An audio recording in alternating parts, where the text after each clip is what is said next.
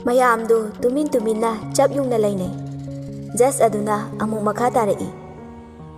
Adubu mahak handak tathokiba SP Poiregi lohongba lakpagi lambida bhom plan tawduna hana bhotna kibadu Mr. Chingkhai thawongni haibagi chap chaba evidence phangle. Maram aduna mahakpu Indian Penal Code Section 420 gi matung inna chahi tara jail da laigadabani haibasi court na leple. Asumna case tu loiduna mari thoklai. Roslyn bu Poireina tapna konsinbi. Tharakanu yadraba mitlu pirangsu sintharai. Soni mapuroi bubu mathadagi setuna munbi khibagum thamoi sokna kapai. Chingkhai gi manakta kanna sensilai. Tamcha kaino nangna tawrisibo khummo ai nang yaudana kamaina layu haibano. Chingkhai gi thabakta pendabagi kinna surai. Aduga amuk mayam lei haiba kawu makai konsilli. Chingkhai kaplanu haiba ngamdre. Thoi nang adumai tawno. Nang adumai lehoradi ai kamaina chatlo haibano. Tamcha nang ai gi nakta amuk lau ko. Chingkhai Soni bu nushina milu pirang laktagi yengai. Thoi ai soidana lakani. Nang nungaina leiramuko. Police mayamduna Chingkhai bu chingduna pukhre. Soni angaubi amagum makhada famthaduna launa khongna kapai. Tamcha ai nangbu ngairamge. Ai punsigi nangbu ngaiganiye. Ai gi naksida amuk halakoko. Lata sangsinduna mamo bu hugat piraga mayumda purai. Roslyn su mayumda Poireina thilakle. Numidangi matamni Roslyn cha ising amata chadana ungduna dumak lay. Bam, kedorage. Adumaina dum layradi nasado yararoye. Roslyn Poirengan bada tapna yengai. Dada, ai kaishu tawdiye. Dada chakcha thokna ba tawbiro. Poirengan ba Roslyn gi manakta tapna changai. Aduga manakta phammi. Bam, ai shu khange. Nangna nangi thamoida phawriba wabada. Adubu pumnamak laibakini khandoo. Roslyn su Poireina mabu themjinbibaduda khaluraga hena pukning nusirai. Mapurai babu konduna pena kapai. Poirengan ba Roslyn gi makokta tapna nanthabi. Aduga fagi tawrai. Bam, yare se to. Nang adumai tawradi nasadu su oni. Atai gi khandrasu ichagi khalo. Roslyn macha palakpaduda awaba pumba kaubagum tawi. Dada, Bam nusibe kai haige. Dada gi thawai. Mamo noglai. Sum kaubani. Ado Bam, pregnant oirakanda kari chaba yaba yadabada. Nang nasana loi khangabane. Khara hairo ai leirake. Ai kaisu chaningdiye. Bam, chaningdaba yaroye hairo. Roslyn Poiredi yengaga nofe tawrai. Adura folic acid yauba. Haidi green leafy vegetable breads kumba sinane angang pokpada brain sokpa spinal soiba tawbada phadoiba. Calcium yauba. Haidi milk yogurt cheese sina angangi bone amasung tit grow tawbada mating pangi. Poiredi mamit kuptana yengi. Roslyn amu makha tarai. Iron yauba. Haibadi meat, fish, dried beans sigumba sinane pregnant oiringaida mamaduda watpagi anemia nagadabada ngakthoknabane. Aduga protein yauba. Haidi meat, fish, egg, peas sina amu angangi tongan ba organsing mapung fana develop tawbada mating oye. Poirengan bada yengobada Roslyn nokning na hangai. Kaino dada chado khayengi dubo. Haima tari ni hairo makha. Mamon amuk noi. Ayambana fruits gumba vegetable gumba chabase masi yam phai.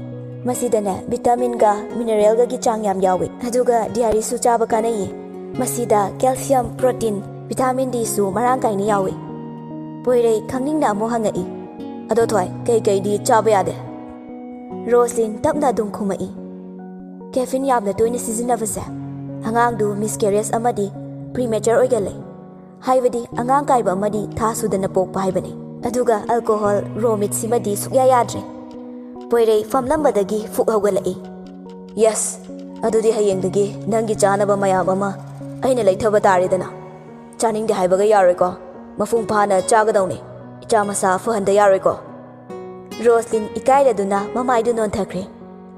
Masaksiga Poirei noaga Lao, sanai bema chak charurase. Nongmadagi tha khara haukiduna Soni su nungsiraba macha nupa ama fangjare. Nungsiba machagi wakanda awaba kharadi kaukthokje. Asumna chahi taruk haukiba khangaude. Soni na bungo lamjingba tabro nangbo. Haima kadai de lege mi. School chatpa thengani ne nangbo.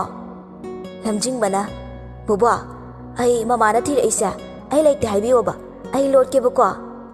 Latana hoi lo. Soni macha nupabu kaudana latagi kada changai. Ima nasu nupadu changakpro. School chatna ba haibani adugadi mangkreba. Haima kadai da chatkraba made. Lamjingba lata da yengai. Lona thong marumdagi yengaga mamittu khattana haidokanu haina ingit tawri. Kadai chatkhrazano madu ngangdubo. Thengine tawbaneba. Bensula ani tawrise. Lata mamonoi. Lamjingba mamagi maningda tapna lai. Aduga khwangda konsili. Baba, akhoi mama se ayudabai wane. Soni machabu nungsimandana pamkhatli. Bunga lao thengi. School bela aneba. Ichadi maramokpani. Mama, aise hayeng jaraga hero oidoini ko. Oidoine. Ichadi lari kayam haiba maramokpa hero oidoine. Ado mama na happy tiffin se. Horen op leirakanda chaw ko. Hoi mama. Asumna Soni na machabu school band hatuna school chatlankre. Macha hek chatkibaga sor sang na hondoi. Bungo hek school chatlanna hotnabada humang kangi tawrise. Soni du chingkai makoi ani luongbagi flame chanduna leiriba photo du da yengi. Tamcha nacha nupa si saure school chatle. Tamcha ai nang mo ngai bada yang wai. Ai tamcha bu mikup khuding ningsinge. Soni photo du yengna mitki pisu sintharai. Somda poirega Roslyn gasu machanupi ama fangjare. Roslyn na bema thadoi la one nangbo kadai de lege. Mama ai do pabung na school pautin bini haye. Poirei machanupi gi matung induna changai. Bam angang se aina thabak chatpada thilamage ko. Hoi dadana farak taroi de oidi thinbiramo. Aina muk thinbada farak tayeba. Laubadi ai dum chatlage. Pare roshan biro. Thoibe pabung roshan ba loire nang loidruba. Thadoi mapabung gi manakta prep chensilai. Pabung loire ba. Ado aina horen school da chanaba tiffin da mama na hapiriba adu puraga yare. Poirei machabu pamkhatli. Bam ichagi tiffin puro ai thokpa hore he. Roslyn imungdagi prep chenthorei. Se horen chaba mukau ni ko. Ngausana ba yade ko. Hoi mama. Thaba masuni school chatnaba tholakpaduda nushine yengjai. Isu thoibi thokla aba. Babungna thinni haibro. Hoi bobo bye. Asumna thadoisu mapabungna school da thila amaga magi thaba amu chatkre. School gi break matamni. Lamjingba matomta famduna tiffin chari. Thadoi manakta tapna magi tiffin du puduna changi. Kaigino aduda nathanda chaido aisu yauge chaminase. Lamjingba thadoi de yengai. Aidi kanamta khangnadiya aduine. Aisu khangnade ado ibani tinase. Lamjingba harauna makut adu setting thorai. Hoi yaye ado se sigi khubi sida nangi khubi do thamao. Thadoi ngakna yengi. Aduga kaidoduba. Lamjingba makut ani du tingthorai. Adura tu sumaina aigi khubi ani tingthoisa nang si tingtho aduga aigi khubi ani sida thengo. Lamjingba na hairakpagi matung ina thadoisu magi khubi ani du tingthokduna lamjingbagi khubi da thengi. Thadoi noklaga adudi ngasi de ibani tinare ko. Hoi tinare. Ado nangi mingdi kai kauge. Adura aigi ming thadoi kawe. Ado nangidi aigidi lamjingba kawe. Ani do nok tena wari sanari. Ado lamjingba nangdi school kanana thilakya. Aidi school benda lae nangdi. Aidi khangbra ekhoi mama na su thinbi. Khoi pabu na su thinbi. Ngasi su mama na lawwa lakni ba. Ado lamjingba noidin mama laitro nangna benda lai do. Ekhoi mama do thabak chinbagi ne. Ado oirasu noi pabungda thinbiyu hayu yadra lamjingbadu mama haibadadi karisu khande pabung hairakpada mamai du lukthaduna lei thadoi lamjingbada chetharaga yengi lamjingba mamai di nothaduna adum lei adubu tapna khumai kedaurage nang kapira kaptiye ado ekoi mama na ekoi pabung da thabak yam chilli heng wai lakani haye aisu ekoi pabung da masak khangdiye thadoi mamit ani du laukthok laga yengi ado noi pabung do kai gi thabak chilino ekoi pabung ni ko ai yam nusi jani ngo luna su tawbiye lamjing bana ekoi su mama ga bobo kana luna tawe ekoi mama da engon da di supu pu dengo thadoi momo no aga lamjing bana liri bawari du tari ado lamjing ba noi su bobok leibro leiye noi mama ga ekoi yum da koi bala o lamjing ba yam harauna thadoi de yengi aya asing baira ai horen ne ekoi mama da haige ekoi bobok su pu birake ko hoi ekoi su bobok leiye asumda nungai ba wari sanaringai class bell su ta aduna class amu mathang mathang tauri school suti matamda Rosin machanupi bulau balai mayam du mari mari tholak paduda lamjing bana thadoi bu makut samduna thoglai thadoi hayeng sula uko ekoi vensi da leire kakana kaure hoi nang sungana la uko ado hayeng dinoi mama da ai ga chamina duini tiffin do ahau bi happy hayo ai su hage bako hai drasu ekoi mama di adum happy ye hoi bye bye thadoi lamjing bada yenglaga noksila Rosin machanupi uraduna kaure thoibe lao mama sida leye thadoi su prap chinsila mama ngasine khangbra ekoi school da aigi manaba ama leibe wane Roslin machagi mataududa momono leying ichadi imanaba tinabaga hairena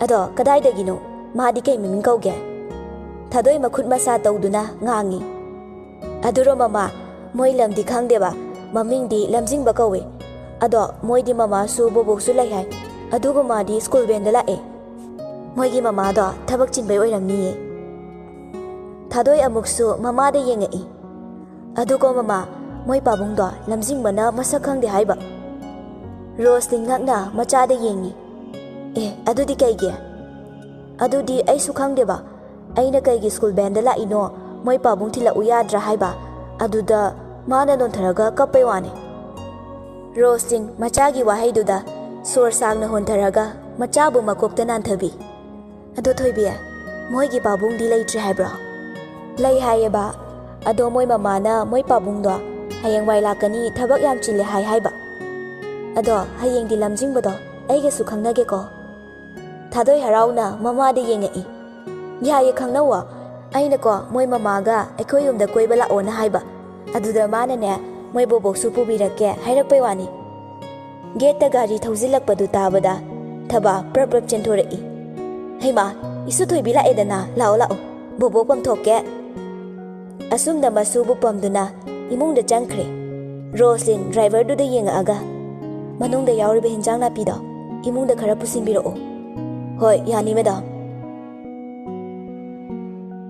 somdasu school halakpa matam oire khanduna Soni machagi chanaba kari no semi van gi makhon hek tabaga mapanda prap thoglai ichala edana lao mama de ichagi chanaba mayam semi lamjing ba harauni yingse mama hayeng di aigi tiffin ahau ba piu ko thadoi ga punna chamina ge ko machana thadoi palakpada Soni macha bu yengi thoiba thadoi haidi kanano mama aigi imanabi ne yam phajani ngo khangbra masak su phajai machagi wahaidu taraga Soni nokthorei ichadi imanabi su leiraba adusu masak phajabi yam phaina ado mama moidi moi pabung na su mama na su thille haye mana ko noi pabung na thilalu yadra hairaiba Soni noklamba mai thongdu khangan hanjinkhre thoiba nangdi kai khumi angang ni na mama ge waba kari su khangbonati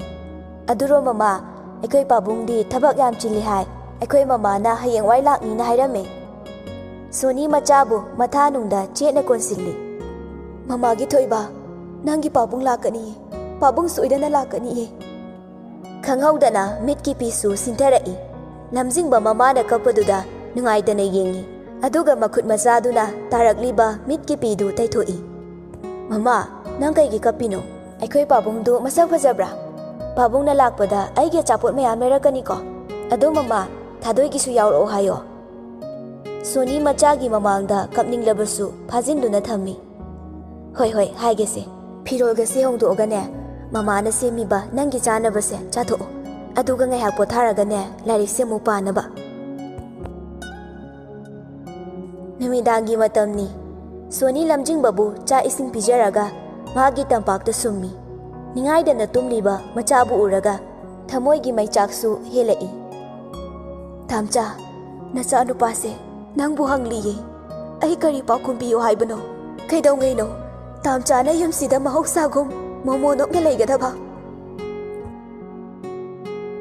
asumna tha amadagi chahi haukiduna chahi ama hausinkhre hausikti lamjingbaga thadoigasu class 5 kare makhoi anigi mataubu oza singna fau sonari poireiga rostingasu macha atomba amasu fangjere angang macha chenbane Roslyn thadoigi bohotna gadra awaba haibadu oire thoibia kadai lege masi angang sida longna badane aise ngamdrabane ba memina inama aina loisinbirabane ho phare phare avjik dadana thabak chatpada thilamna ba aisu angang macha se onabada wabada loire ngayakta tumina thambasu yade poire imungdagi dress honglaga thabak chatnaba tholai atombe angang singa sidi nang thiluro ai aruba thaba ama leire hoi tamo aina thabak chatpada thilamage Roslyn da amuk onsilai bam ai chatlukige ngasidi khara thengakpa yai office matam loiraga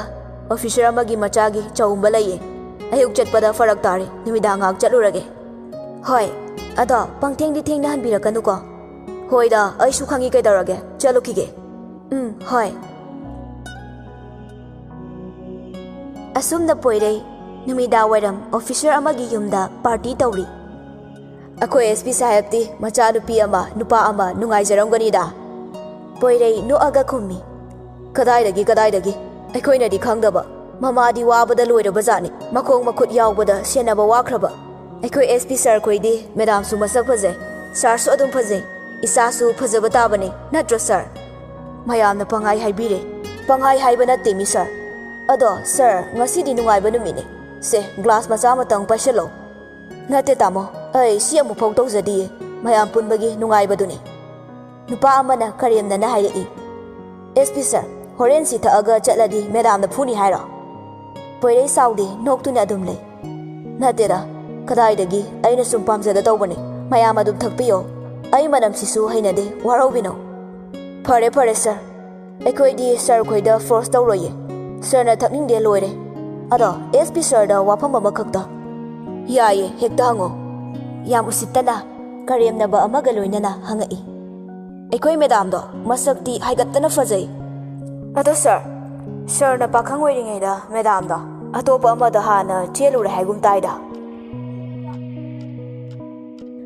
wahai du tabada poirengan ba kokthakta awaba polum ama thangat bagum thokre poirei fat yengai SP sahab aikoi na haidi SP sahab khoidi matik susare sakhaire thibanate fajaba leisabi mayamna khaitan tanari ni haijariba poirengan ba fana sounding rasu mapandi thokte naufe tawna khumai tama madu aigi punsigi amari aigi family gi wari ni wafam de doksi nungai ba wari sase maya pulingai sida pak punbasu phangbanate yam tangna thokpane amana amuk sat makha tarai aikoi SP sir gi madam na hana cheluba nupa dudi chahi kya gi mangdagi jail da lai haigum tawe ado thokpagi matam oirakla male kaya mathong chaba mi di mandebo poirengan ba sounding ba sum henjilai mayam ai khara hanjaramage amada makutu ta fai kaino sir adu yam fingat piri duba se amta phamda ko se glass mata paisalo sounding ba loi fara dauni poirengan ba glass tu da munna yengi aduga ta pairaga thaksilli tama amaga hero amuksu hairaga thakre atopa yauriba officer singdu tumin tumin yengnei. Si natro noina pamise. Aina si thakpa si natro. Aikhoi sa hefoi nong phadok thengnabani. Masida punna enjoy tawsi haibani. Sibu yam kairabane. Kaire yai. Ai noigi narakta tinba yai. Aikhoi nupigi wasu taroi. Ai isagi apamba lambida. Aigi punsina puningba maikaida puduna chatkani. Poirei class tuda matomta hairaga thakchille. Wa yamna nganglamba officer ataisu tumin tumin lainakre. Mayamdu ngaihak punba loiraga mayumda hanarakle. Numidangi chak ising chaba loiraga machabu tumhalamlaga wakhanbu achikpada pothagi khanduna Soni mapanda tholai. Sumangda leptuna leiramba saktam adu urubada koktagina khong fauba tu chungiwa khangaude. Yengliba mitpam du khaktamak yengi angaubi amagum chabyungna leptuna lei. Khangaudana mitki pisu sintarai. Matam kuirabagi tungda uzaba fangjabada mapuroibabu chetna konsilli.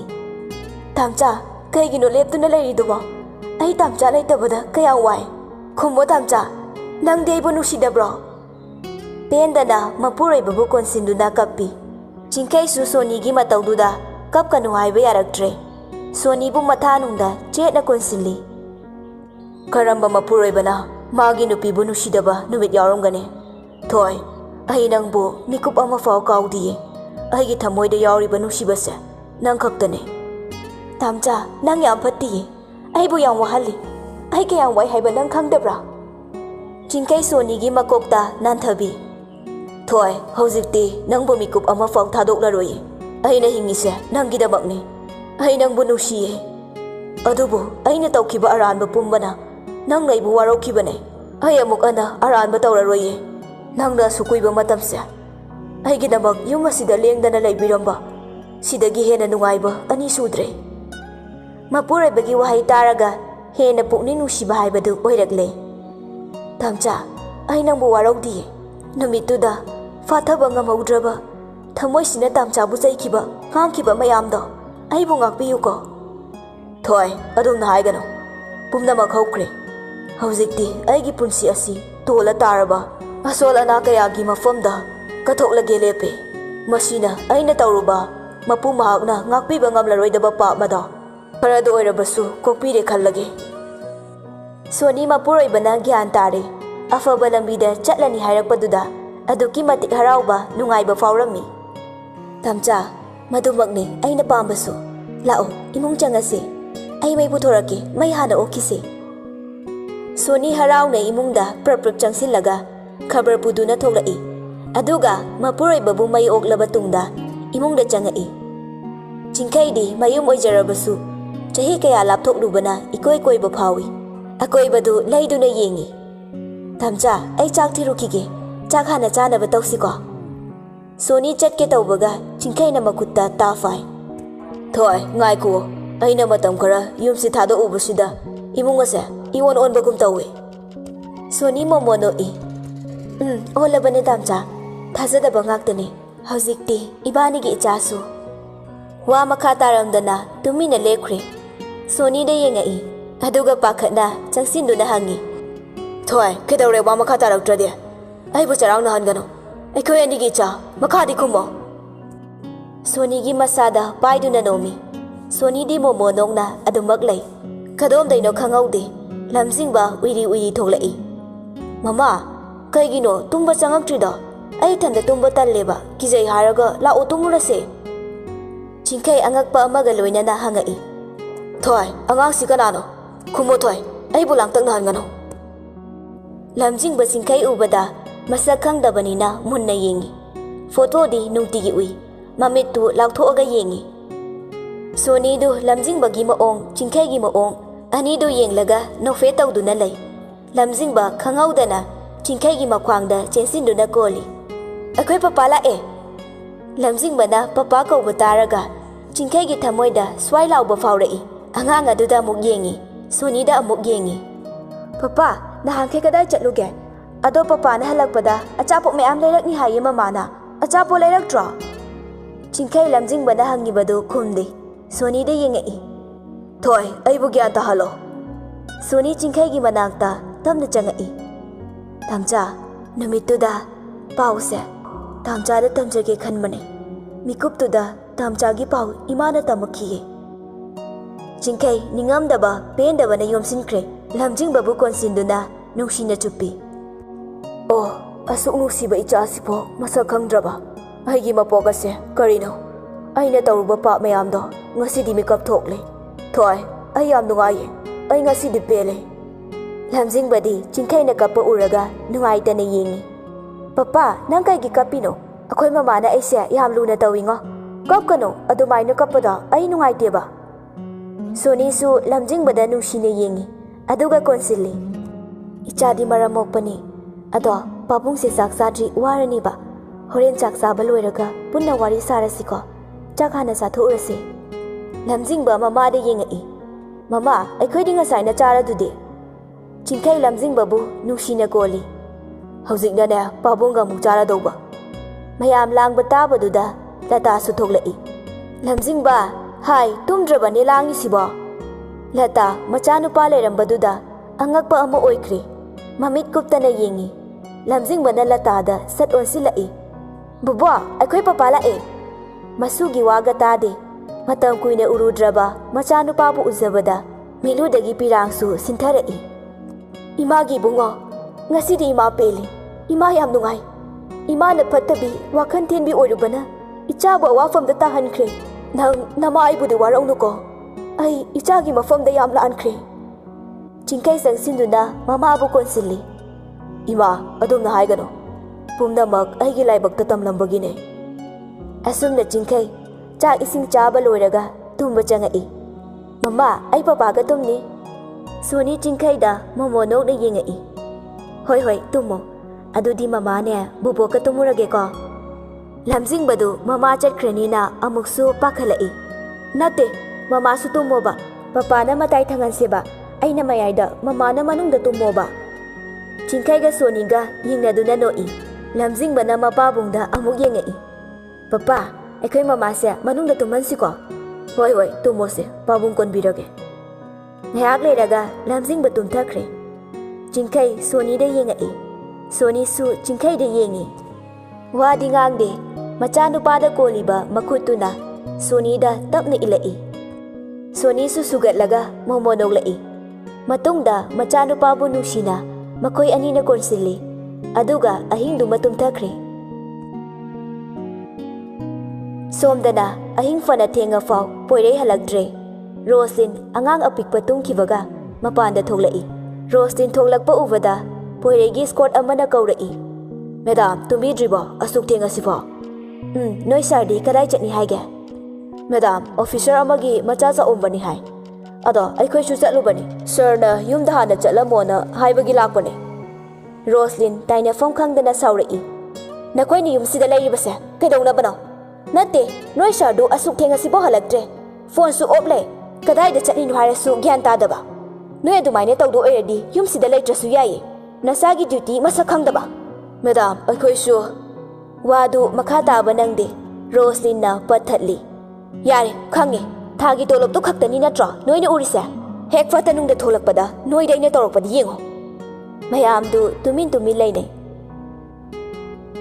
ngayak leiraga poiregi gari thausilakpagi makhol tare security na gate tu hangdoi gari hek thausilakpaga Roslyn prap chensilli manam side poirei wa ngangde tuminna gumtharai poirei na yu ngawba magi scoresing aduna ahanba ubani mayam du pungangakre Roslyn da turani khanduna makut pairaga sami pairakliba makut tu satkan thoi pairakana nangda takta paiba yaba miro aisa asuk thenga faw mapan sida kana ngai na Roslyn amuk tu khini khanna makut tu paiduna imungda pusilai dada kaino tawrisiba manam siga aidi odoreda pelabani imung yawbaga poirei marai tawba horai asuk thenga siba nangna mapanda lairida nupa kana lakpa ngai na nangai se nangi nupa oibada yam pendraba Roslyn su poirei du yu ngawi haiba khangi adubu taba yadaba wa ngangbadudadi sauningba phawi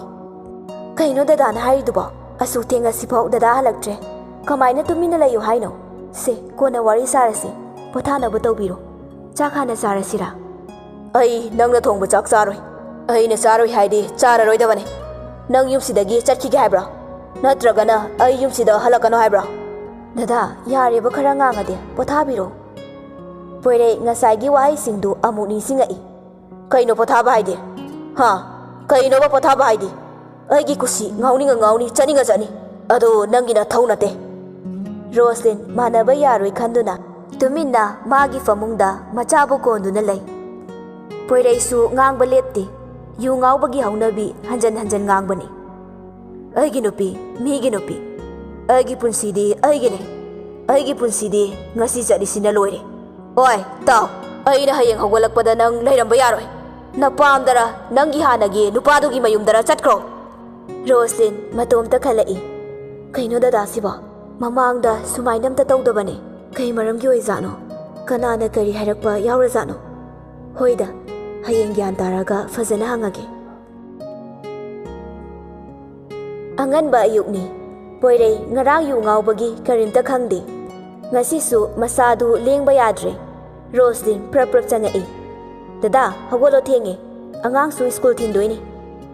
Poirei nganba ngarang kari tawi. Kari haiki bahaiba fa loina kaukre. Bam ai ngarang nangonda kai haige. Roslyn paini yengai. Napam chakru haire. Ai chatnaba loisilabani. Nacha ani sigale horoko. Poirei nganba asengbagi chakhidra haina pakhatli. Roslyn gi makuttu tafai. Bam karan tawnu. Migi mangda ikaida tawnu. Kari hojikte ikaida tawnu kaina. Ngarang na law khongdana amuk taiba. Ai am sorry bani. Ai chatani yumda. Bam ai lale haibani. Matungda tawraroiba. Ngarang gi do. Mayam punbagi moina karan ngangbai sauningbai neba.